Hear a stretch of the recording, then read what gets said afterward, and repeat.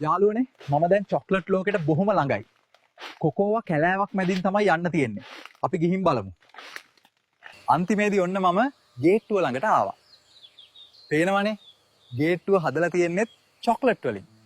යාළුවනේ මේ තියෙන්නේ මෙහි තියෙන චොක්ලට් විලක්. අපිට ඕවනේ නම් මෙතනින් චොක්ලට් තරම් බොන්න පුළුවන්. පැය 24ෙම මෙතනින් චොක්ලට් වැටෙනවා.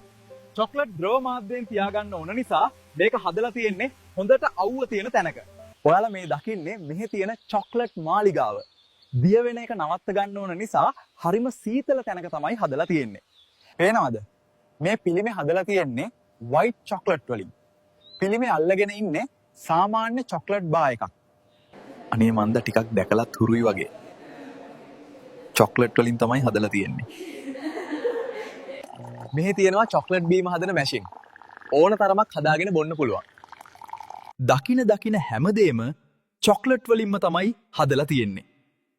මාලිගාවෙන් එළියට ආවා. එළියේ හරියටවත් වැස්ස. පේනවනේ මොනවද වහින්නේ කියලා.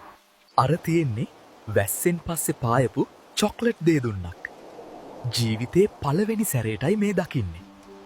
වැස්සෙන් පස්සේ මෙහි තියෙන චොක්ලට් ජලාශය පිරීලා. ඒ නිසා වාන් දොරටු ඇරලයි තියෙන්නේ. අර පේන්නේ මෙහි තියෙන චොක්ලට් පිරමීඩ් එක. ඔයාලා හිතන්නේ මේක හදන්න කොච්චර කාලයක් යන්නේ නැතිද? මට හම්බුණා රසම රස චොක්ලට් කෑල්ලක්. කාලා බලමු නේද?